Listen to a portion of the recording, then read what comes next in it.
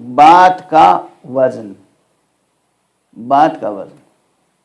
دو طرح کے لوگوں سے آپ کو سابقہ پڑتا ہے اکثر، ہمیں، آپ کو، سب کو، اور عموماً یہ تبصرہ کرتے ہیں کہ دیکھیے صاحب فلاں صاحب پر اعتماد کیا جا سکتا ہے. اب جو عام طور پر روزمرہ استعمال ہوتے ہیں وہ بہت گہرے آدمی ہیں، بہت متین ہیں، بہت بردبار ہیں. آپ کوئی بڑے سے بڑا راز انہیں بتا دیجئے وہ افشا نہیں ہوتا، بالکل ان کے سینے میں دفن ہوتا ہے. اور بعض لوگوں کے لیے کیا کہا جاتا ہے، بھئی خبردار ان تک یہ بات نہ پہنچنے پائے، ورنہ ان سے کوئی بات ہضم نہیں ہوتی، فلاں صاحب سے کوئی بات ہضم نہیں ہوتی. اس طرح کے تبصرے کرتے ہیں نہیں کرتے. یہ بات ہضم ہونے اور نہ ہونے کی بات جو ہے یہ ایک محسوس تجربہ ہے کہ کس طرح کوئی شخص بار اٹھاتا ہے اور کون ایسا ہوتا ہے جس سے باتوں کا بار نہیں اٹھتا.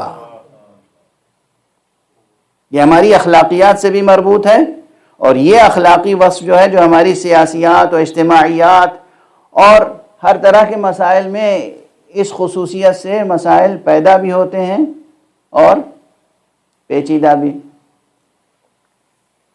اب میں ذرا اٹھ کر عرض کروں ایک مثال بلند تر.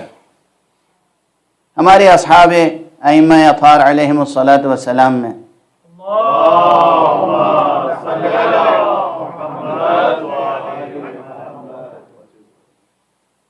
وقت تیزی سے گزرتا جا رہا ہے اور مجھے ابھی سے یہ فرسٹریشن شروع ہو گیا کہ بات کہیں ایسا نہ ہو ادھوری رہ جائے، کیونکہ اس وقت جس کیفیت سے ذہن میں مطالب آ رہے ہیں اور بات کو آپ تک منتقل کرنا چاہ رہا ہوں. ایک اور صلوات پڑھ دیں محمد.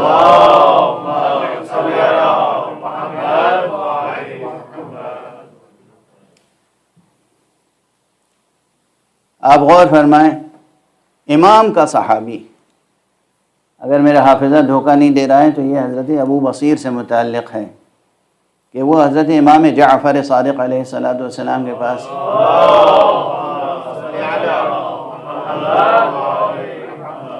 تشریف لائے اور کہا کہ مولا آپ کے پدر گرامی، حضرت امام محمد باقر علیہ السلام کی طرف اشارہ ہے کہ آپ کے پدر گرامی سے میں نے کچھ باتیں سیکھی ہیں، انہوں نے کچھ باتیں بتائی ہیں مجھے، بہت سی حدیثیں میں نے ان سے سنی ہیں، اور کوئی ملتا نہیں کہ جس کو یہ حدیثیں سنا سکوں، جو اس کا متحمل ہو، جو اس بار کو اٹھا سکے. میں کیا کروں، دم گھٹتا ہے. معلوم ہے امام نے کیا فرمایا؟ یہ خلاصہ روایت بتا رہا ہوں تاکہ وقت کی محدودیت کے ساتھ گفتگو آگے بڑھ سکے. امام نے فرمایا کسی صحرا میں چلے جاؤ اور ایک چھوٹا سا کنواں یا گڑھا کھود لو اور اس میں گردن لٹکا کے حدیثیں بیان کرو، اور جب بیان کر دو تو پھر اس گڑھے کو مٹی سے پاٹ دو، دیکھو گے کہ تمہارا بوجھ ہلکا ہو گیا. اور سمجھ آپ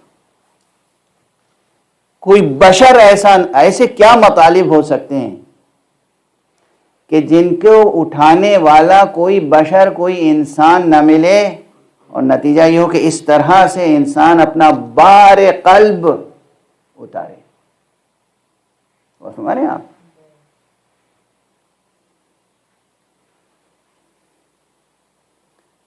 زندگی کے اور تجربے اسی طرح ہیں. کبھی کبھی انسان بالکل تنہا ہوتا ہے، نہ بھائی، نہ بیوی، نہ بچے، کوئی، وہ سمجھتا ہے کہ کوئی میری اس بات کا تحمل نہیں کر سکتا، برداشت نہیں کر سکتا. وہ جا کے کیا کرتا ہے کہ کوئی اپنا پیٹ جانور جو اگر پالے ہوئے، اگر کوئی شخص گھوڑا پالے ہوئے ہیں، پہلے تو شریف لوگ گھوڑے پالتے تھے، گھوڑوں کی سواری کرتے تھے، ہم تو گھوڑے ہی کی مثال دیں گے. گھوڑا بہت شریف جانور ہے، بہت شریف، کریم. گھوڑے سے باتیں کر لیتے تھے، دل خالی کیا اور بوجھ ہلکا ہو گیا. یہ ایک حقیقی کیفیت ہوتی ہے زندگی میں. اور ہمارے یہاں یہ مثالیں میں نے اس لیے دی تاکہ آپ کو لفظ، معنی، قرطاس، قلم اور بار، باتوں کا وزن اور باتوں کی کیفیتیں اس کا اندازہ ہو جائے کہ یہ باتیں حقیقی ہیں۔ اور اب سنیں، پھر اس آیت کو محسوس کریں، اس آیت کے معنی کو جذب کرنے کی کوشش کریں کہ پروردگار فرما رہا ہے لو انزلنا هذا القرآن على جبل لرأيته خاشعا متصدعا، اگر ہم اس قرآن کو کسی پہاڑ پر نازل کرتے تو تم دیکھتے کہ وہ خشیت الہی سے ٹکڑے ٹکڑے ہو جاتا۔ اب آپ سمجھے، وزن یہ کوئی محاورہ نہیں ہے، حقیقتاً معانی میں، مطالب میں، فکر میں، نظریات میں وزن ہوتا ہے۔ اور جب بڑے سے بڑا پہاڑ ٹکڑے ٹکڑے ہو جائے تو جہاں میں 2 روز سے دہرا رہا ہوں کہ ہمارے آپ کے لیے دعوت فکر ہے کہ اسی قرآن سے ہمارے دلوں کو گداز ہونا چاہیے، وہیں یہ نعت پیغمبر بھی ہے کہ دیکھو جس قرآن سے پہاڑ ٹکڑے ٹکڑے ہو جاتا، کیسا قوی ہوگا وہ قلب، مصطفیٰ کا قلب، جس قلب پر یہ قرآن نازل ہوا اور وہ اس وزن کو، بار کو اٹھائے ہوئے۔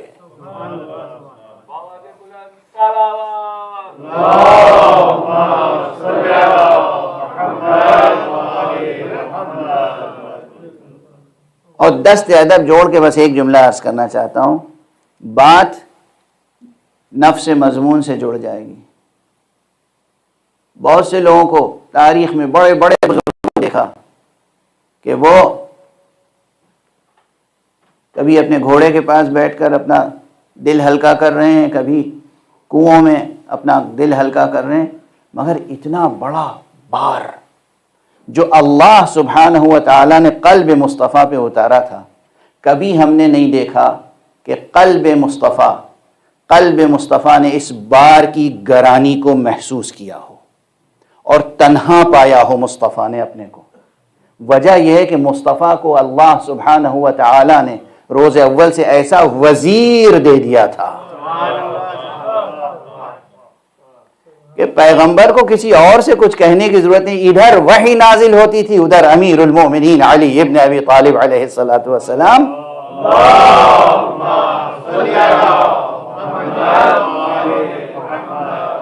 کو وہ پیغام الہی بھی سنا دیتے تھے اور اس کے مضمرات سے بھی آگاہ فرماتے تھے۔ علی دیکھو یہ آیت نازل ہوئی ہے، علی دیکھو اس کے یہ معنی ہے، یہ تفسیر ہے، دیکھو قیامت تک یہ ہونے والا ہے، اس آیت میں یہ پیغام ہے۔ اور ہمارے آپ اور جس طرح قلب مبارک مصطفیٰ اس پیغام الہی کو پورے وزن کے ساتھ اٹھاتا تھا، بالکل اسی طرح قلب مبارک مرتضیٰ اس پیغام الہی کے بار کو اٹھاتا تھا۔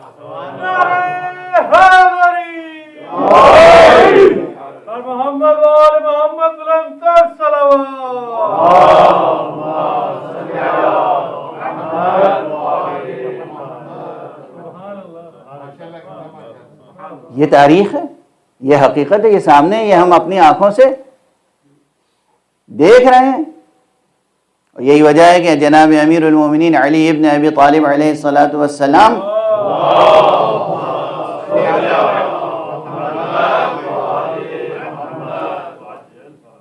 بار بار زندگی میں فرماتے تھے پوچھ لو مجھ سے جو کچھ پوچھنا چاہو، قرآن کے بارے میں پوچھو، ایک ایک آیت کے بارے میں بتاؤں گا کہ یہ آیت کہاں نازل ہوئی، کب نازل ہوئی، رات میں نازل ہوئی یا دن میں نازل ہوئی، سفر میں نازل ہوئی یا حضر میں نازل ہوئی، مکے میں نازل ہوئی یا مدینے میں نازل ہوئی، جنگ میں نازل ہوئی یا صلح میں نازل ہوئی۔ بار بار فرماتے تھے قرآن مجید کی ایک ایک آیت کے بارے میں مجھ سے پوچھ لو، اس لیے کہ وہ تمام اسرار، اور صرف آیتیں نہیں، الفاظ نہیں،